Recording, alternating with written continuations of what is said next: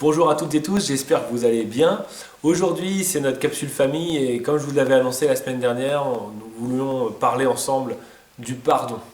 Il n'y a pas de famille sans pardon, on est obligé à un moment donné de passer par la case pardon.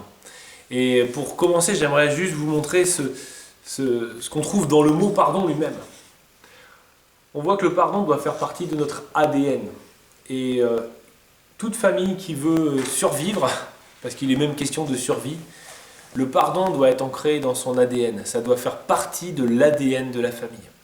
D'ailleurs, quand un jour l'apôtre Pierre vient voir Jésus puis lui dit Jusqu'à quand pardonnerai-je mon frère qui a péché contre moi?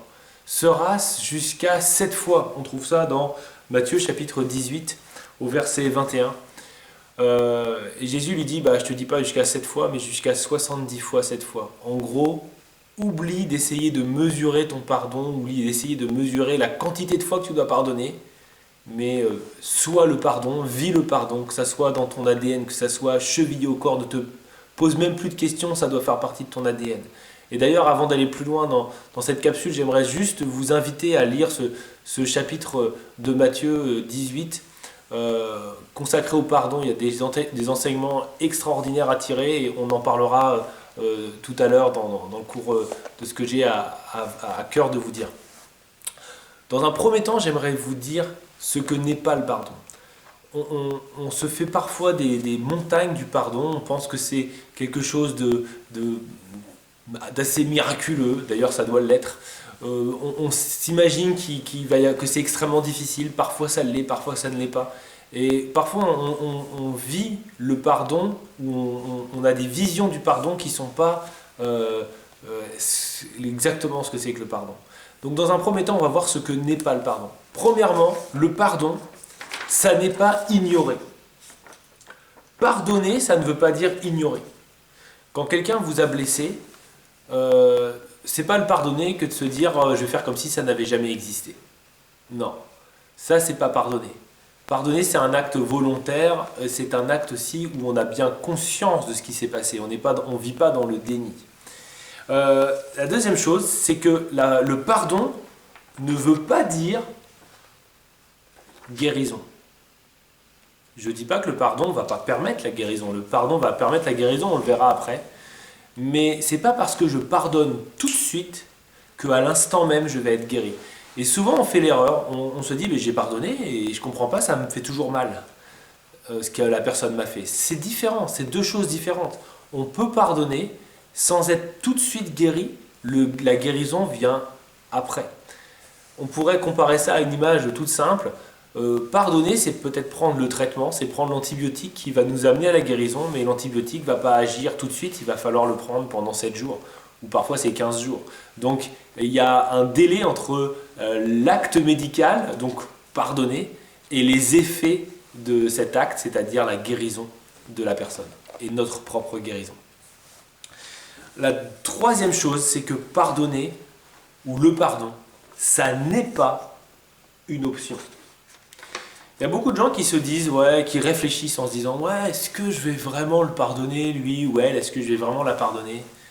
Mais en fait, c'est une question qu'on ne doit même pas se poser. On n'a pas le choix. C'est comme sur une voiture. Aujourd'hui, vous n'avez pas l'option avec ou sans essuie-glace. Vous êtes obligé d'avoir des essuie-glaces. Mais il n'y a pas de vie chrétienne sans pardon. Tu ne peux pas vivre sans pardon. Et j'allais même dire, en ce qui concerne la vie chrétienne, c'est même pas une question d'essuie-glace, c'est une question de moteur. Si tu as une voiture sans moteur, tu n'as pas de voiture. Si tu n'as pas de vie chrétienne sans pardon, tu es en train de perdre ta vie chrétienne, ou même pire que ça, elle est en train de mourir sous tes yeux, ou peut-être même, c'est horrible, mais elle est peut-être même morte. Parce que si on ne pardonne pas, on ne va pas pouvoir être pardonné. Ces paroles sont très dures, mais on les lit dans Matthieu chapitre 18, à la fin de la parabole, lorsque le roi a remis en entier la dette au serviteur, il le remet en prison parce que lui-même n'a pas su pardonner. Donc on voit que le pardon n'est pas une option, mais le pardon est une obligation. On n'a pas le choix.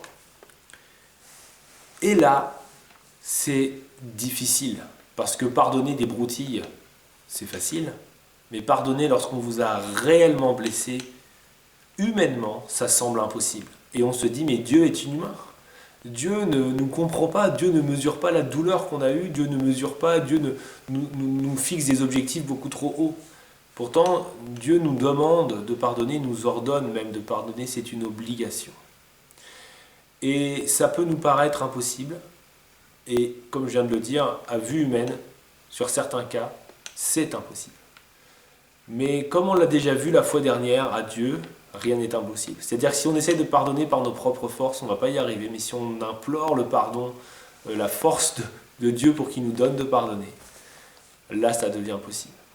Et la première chose qu'il faut savoir après ça, après avoir su que c'était une obligation, c'est que où vient la force de pardonner? La force de pardonner ne vient pas de nos sentiments. Parce que si on attend d'être bien disposé pour pardonner, je crois qu'on va pouvoir attendre très longtemps. Mais le pardon, c'est une volonté. C'est une volonté. Ça ne fait pas partie de nos sentiments. Humainement, on ne va pas être attiré vers le pardon.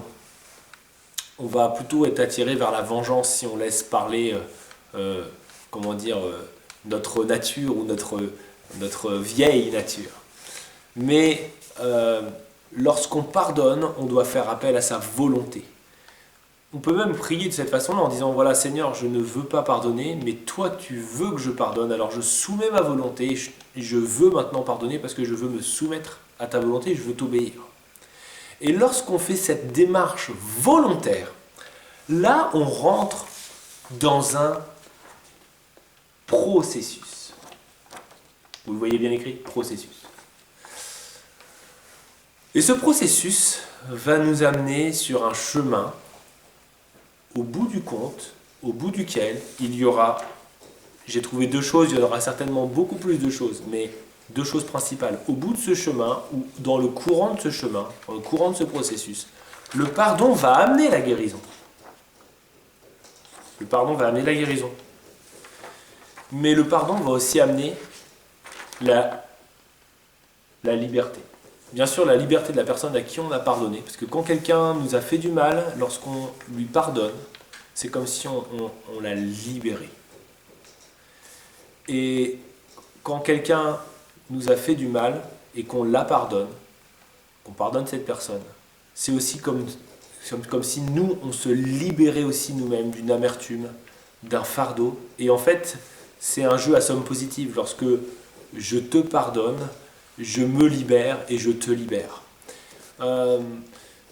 Pour moi, c'est extrêmement important de comprendre que pardonner, c'est un acte volontaire, c'est une décision, un jour J, où on décide, qui va nous emmener dans un processus. Et ce processus va nous conduire à la guérison, ce processus va nous conduire à la liberté et va conduire l'autre personne qui est concernée aussi dans cette liberté. Et je vous invite simplement, si vous sentez que vous avez besoin de pardonner quelqu'un, de prendre une décision, de dire voilà Seigneur, j'ai pas envie de le faire, mais tu veux que je le fasse, alors je vais obéir parce que toi tu m'as pardonné et je t'avais beaucoup fait du tort, j'avais beaucoup de tort à mon actif et toi tu m'as pardonné malgré tout. Moi aussi je veux pardonner quelle que soit la douleur que ça m'a occasionné, cette personne, cet homme, cette femme qui m'a fait du mal. Et je vous invite à le faire là dans votre cœur en même temps que vous lisez ces choses ou après la lecture de cette vidéo, à prendre cette décision de dire voilà, ça va être un acte volontaire de ma part, je veux le faire. Ne vous attendez pas tout de suite à une guérison, alors elle va peut-être arriver immédiatement, c'est ce que je vous souhaite. Ça peut peut-être être un processus qui va prendre une semaine, 2 semaines, 1 mois, 3 mois, mais je vous invite à pardonner et à persévérer dans le pardon. Et en persévérant dans le pardon, vous obtiendrez la guérison. Je terminerai par une image, ce que j'appelle l'image de la cloche. Quand on décide de pardonner, c'est comme si on décidait d'arrêter de sonner une cloche. Mais lorsqu'on arrête de sonner la cloche, la résonance de la cloche continue à se faire entendre. Et quand on décide de pardonner, c'est comme si on arrêtait de tirer sur cette cloche, et pourtant le son continue, la douleur continue. Ne t'étonne pas si après avoir pardonné, la douleur est encore là. mais arrête de retirer la ficelle de la cloche qui serait par exemple des relents d'amertume ou de non-pardon. Mais assure-toi d'une chose, c'est que lorsque tu es dans cette voie du pardon, que tu as décidé de pardonner, la guérison viendra, la guérison de tes blessures arrive aussi certaine que la venue, on va dire, d'un nouveau jour. Ça va arriver, ça mettra peut-être du temps, mais ça va arriver. Et je vous engage à faire une chose, à bien comprendre que le pardon, ce n'est pas un acte théorique, c'est surtout un acte pratique. Et que c'est la plus importante des choses qu'il faut savoir faire.